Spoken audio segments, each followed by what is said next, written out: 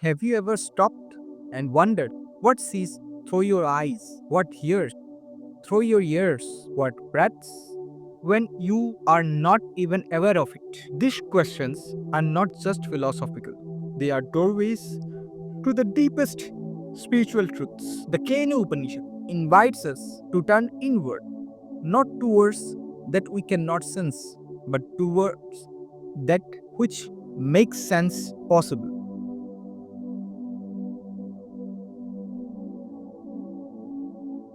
Our journey begins with the eyes, the windows to the world. They let in light, color, and form. But what allows them to see? Let's see in the slok of Kena Upanishad.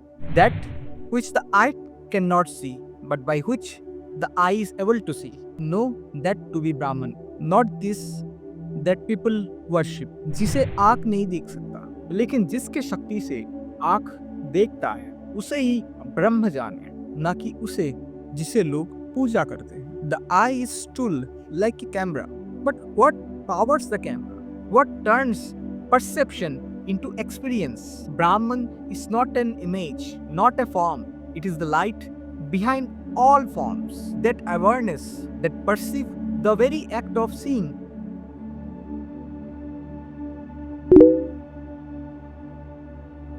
Our ears pick up sound, music, and language. But ask yourself, who is hearing? Not just a physical ear, but that silent presence that understands the sound, that which man does not hear with the ear, but by which man hears.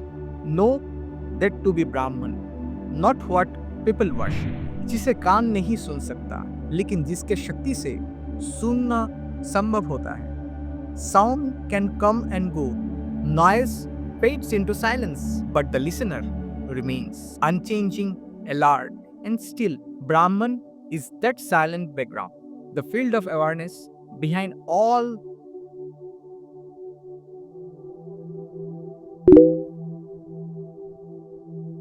Breath is life. Without that, we cannot survive. But are you breathing, or is something breathing you? That which does not breath with the breath, but by which the breath moves. Know that to be Brahman, not this that people worship. You don't control your breath when you are asleep, in fear, or in deep rest. Something deeper, an inner presence, keeps it going. That is not mechanical, that is conscious. That is known as Brahman, the mover of the breath.